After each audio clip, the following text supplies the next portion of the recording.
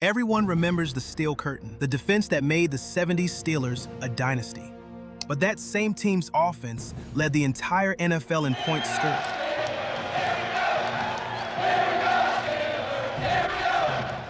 So what happened to the men who made that final championship team? The scorers, the Steel Curtain, and the center whose story changed football. We weren't really having the success we'd had in the past, and I was really forced to throw the ball more.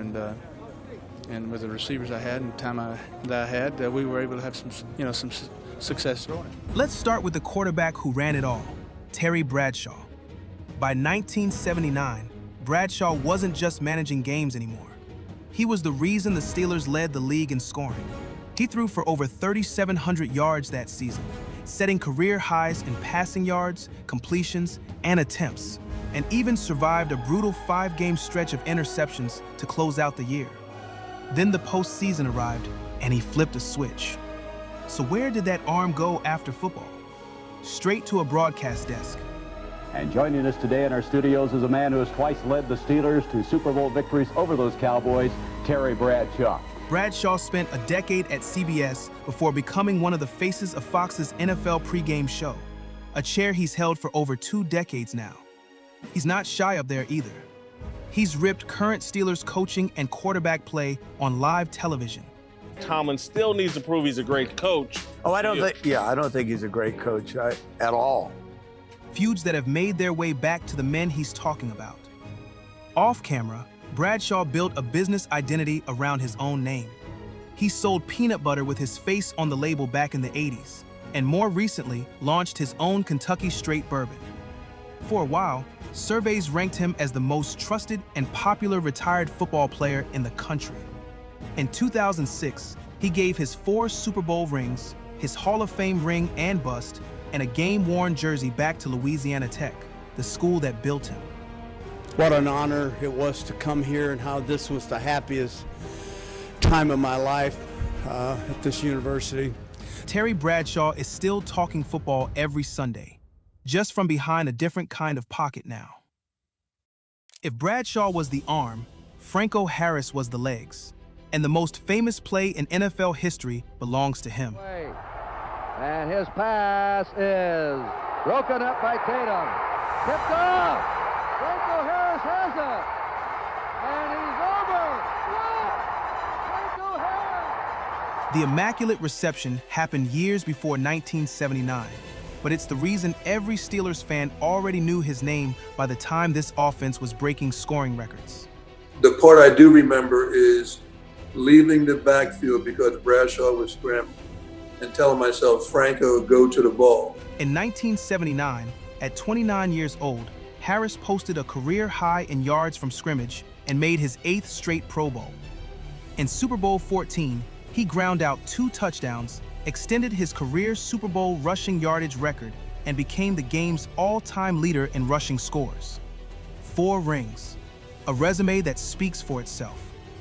Harris spent his post-football years staying close to the game and the city that adopted him, showing up for Steelers causes, business ventures, and in 2019, stepping back into pads one more time to recreate the Immaculate Reception with Bradshaw for the NFL's 100th anniversary.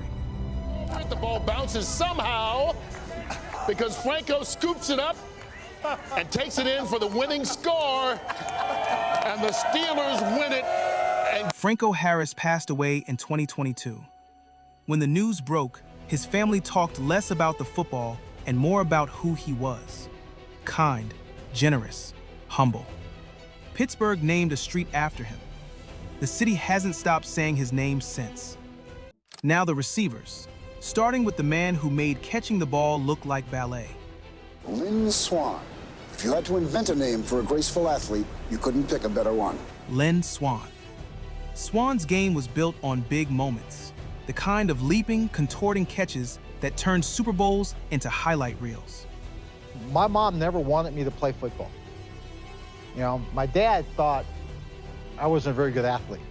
By 1979, he was one of the most recognizable weapons in football, a security blanket for Bradshaw in a passing game that helped carry this offense to the top of the league in scoring. Here's the turn. Swann started building his second career before his first one ended. He began doing broadcast work for ABC back in 1976, while he was still an active player. When he retired in 1983, he walked straight into a full-time broadcasting job and never really left the booth. Over the next 2 decades, he covered Olympic Games, college football, Monday Night Football, even horse racing at the Kentucky Derby and the Preakness.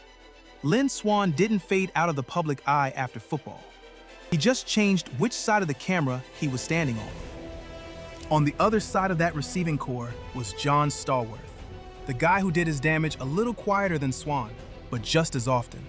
Stallworth was a 4th-round pick that turned into one of the most productive receivers of his era, a steady hand who helped push this Steelers offense to the top of the scoring charts through the late 70s.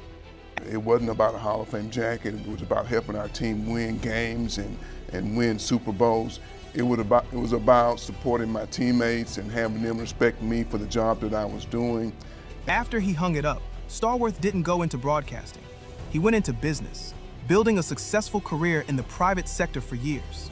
Then, in 2009, he came home. Stallworth became a part owner of the Pittsburgh Steelers as part of the Rooney family's ownership restructuring, turning a Hall of Fame playing career into an actual seat at the table that runs the franchise. You can't talk about this team without talking about the man who gave the defense its identity. And don't let the offense chapter fool you. Mean Joe Greene was still the anchor up front in 1979.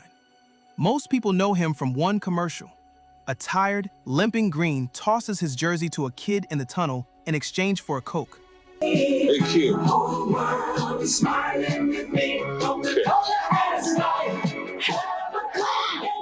Mean Joe. It became one of the most beloved ads in television history and softened the image of the most feared lineman in football.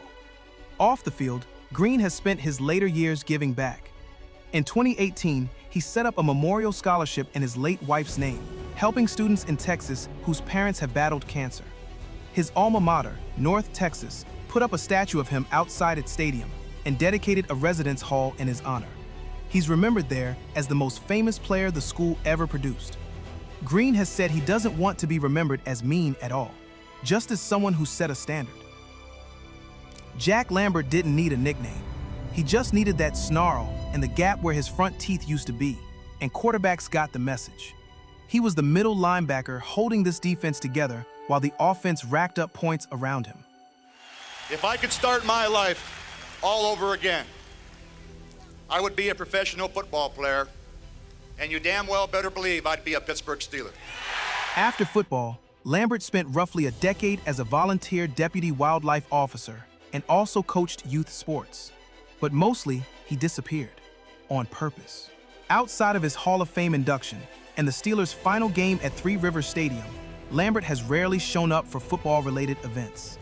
He married in 1988, raised 4 kids, and chose a private life over the spotlight the rest of this roster kept chasing. The snarl became a legend. The man behind it went quiet. Jack Ham was the other half of that linebacker core, the one who made the highlight reel plays look effortless instead of violent. Where Lambert was fury, Ham was precision. And together, they gave this defense its teeth while the offense did the scoring. Ham stayed closer to football than his old teammate. After retiring, he moved into radio, serving as a color commentator on national NFL broadcasts. He later hosted a Pittsburgh show with Mark Madden on ESPN Radio 1250, became a Penn State football radio analyst in 2000, and also worked as an analyst for Westwood One. He has also remained involved with alumni and community programs tied to the Steelers and to Penn State, where he's still remembered as one of the greatest athletes the school ever produced. Ham didn't leave football behind.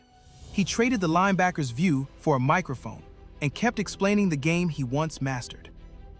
Then there's Mel Blount, the cornerback who was so physically dominant that the NFL changed its rules because of him. Blount used to grab receivers at the line and never let go. So the league passed what's still known as the Mel Blount rule, limiting contact past 5 yards. It reshaped passing offenses forever, including, ironically, the one this very Steelers team was running in 1979. 4 Super Bowl rings later, Blount didn't walk away from the game. He built something with his name attached to it. a youth home in Georgia that's worked for decades to help at-risk kids get back on track. If you look at everything we built out here, it's all built for the kids. It's not built for me. Mel Blount changed the rule book as a player and spent his life after football trying to change kids' lives instead. Mike Webster was the center who snapped the ball to Bradshaw on nearly every one of those record-setting drives in 1979. The toughest, most durable player on the entire roster. What happened to him after football is one of the hardest stories in this sport's history. Hell, I don't know what I'm saying. I'm just tired and confused right now. That's why I say I can't really, I can't say it the way I want to say it. I could say I could answer this real easy at other times, but right now I'm just tired. Webster struggled for years after retirement. Memory loss, mood swings, homelessness at points. A body that had simply taken too much. After his passing, doctors examining his brain found chronic traumatic encephalopathy, becoming one of the first documented CTE cases in an NFL player. It helped kick off a national reckoning about what this game does to the men who play it. Mike Webster passed away in 2002. He's remembered as the center who once started 150 consecutive games, and as the reason the league had to start asking harder questions about what football costs. Last up front, L.C. Greenwood, the defensive end you could spot from the cheap seats because of his gold cleats. They violated the league's team uniform shoe rule and drew repeated fines, but he kept wearing them. If you look good, you play good, so you play the way you look good. Greenwood was part of that same steel curtain that made this whole era famous, even in a year the offense stole most of the headlines. First of all, having the opportunity to play in the NFL was just tremendous for me, and the things that I accomplished playing in the NFL, you know, it's hard to describe it. After football, Greenwood built a career in business, staying connected to Pittsburgh and to the teammates he won 4 championships with. L.C. Greenwood passed away in 2013. The gold shoes are still one of the most recognizable images from Steelers football in the 70s. A small rebellion from a man who backed it up every Sunday.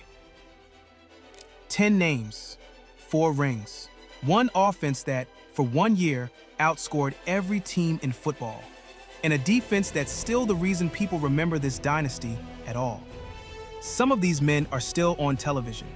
Some built businesses. One changed the rulebook. A couple of them, the game took more than it gave back. That's the 1979 Steelers, then and now. If you want more Where Are They Now breakdowns like this one, subscribe and check out some of our other content.